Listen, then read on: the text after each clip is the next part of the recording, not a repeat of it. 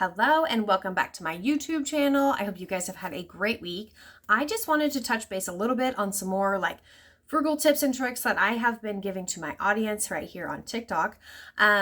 This has been huge. So many people are wanting to save because of inflation. Yes, I talk about my little side gig that I'm doing that's creating passive income, but I also want to just give some insights on frugal tips that we do at my house to stretch the dollar, because I know so many people are loving that. For starters, do you make coffee at home? I make my coffee at home. It's actually Postum that I drink. I don't even drink coffee. It's Postum, which is incredible. I make my own creamer. How do I make my own creamer? Very simple. I could give you a tutorial, but I'll just talk to you about it because it's super simple. I take 1 can of sweet condensed milk. And I take one of the blender bottles. I blend it actually in my Ninja because I've had it forever, and it works really, really well because it makes it really, really smooth. So I will take 1 can of sweet condensed milk and I will put it in my Ninja. Then I will take 2 or 3 tablespoons of cinnamon. I love cinnamon in my coffee. And then I will fill the rest with milk. Put it on high, let it blend up for 30 seconds in my blender, and that's my creamer. And it lasts me usually all week. If you can tell now, my coffee, I don't want to spill it. My coffee is not really coffee. It's more like a little bit of coffee with a lot of creamer. So this has been great for me. I love my creamer, and I had a TikTok video that went viral asking how I make my creamer. So I thought I would give you some tips and tricks here, how to make your own creamer at home. Guys, there's no reason we need to be spending $8 each morning at Starbucks or Scooters or whatever it's called when you can make it at home. Because that can of sweet condensed milk is under $2. Your can of, or your entire thing of milk, probably $2 to $3, but you can use that more than one thing of just milk because you're not going to use an entire gallon of milk. You get my drift. Next thing I'm going to talk about, what are you doing this summer? So we have a program in Kansas. Ours is called the Kansas Sunflower app. And what it is you download this app and you can go anywhere in Kansas and you get 1 free pass for the whole summer to go to the exploration place, museums, zoos. We have one called the Botanical Gardens, which was really, really cool. It was just a big thing of gardens, but it had a big play center in the middle. It was really, really neat. Also, you can do space museums, whatever it has. Research on your Google, just Google programs for whatever state you live in. Mine is called the Kansas Sunflower State.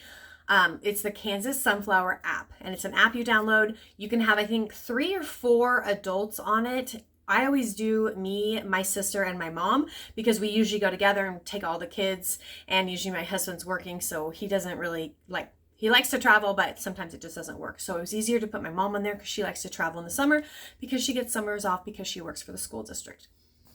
And did I mention this is free? So you get to do a free thing every single day. I mean, I don't know if there's times for every single day, but I mean, just think about how many times you travel in the summer. You could go to 1 week in here, 1 week in there, and just kind of plan it out. And the actual place that you're going to is free. You just have to sign up for the app.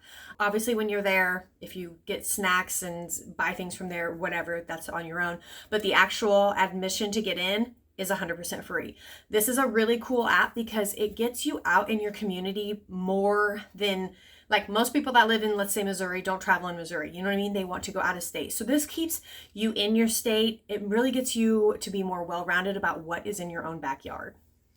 My kids and I did this last year. We loved it. We're doing it again this summer. There's so many different things that they can add to on this app. It changes, and sometimes they'll do this weekend only, you have to come here for this, whatever. So you kind of base your calendar around what events you want to do and then go from there. But another thing with the summer, utilize your libraries, your splash pads, your pools. A lot of your recs have tons of things going on for the summer because they want to keep you local and in your community and doing things with your community people, and it helps them thrive as a business. And what better way to go to your rec, to your local pool, to wherever? They get to still see their friends that they have been missing because they're not at school each day, you know?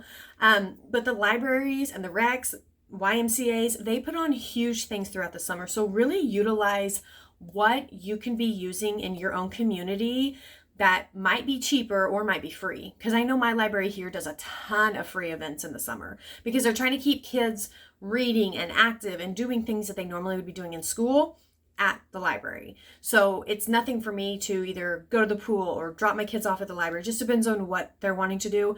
They've got STEM projects. They have so many events that we don't even realize are in our own backyard. So do your research, check out your libraries, your YMCAs, your rec centers, all of that, because there are a ton of free or inexpensive resources that they do in the summer to help keep kids active.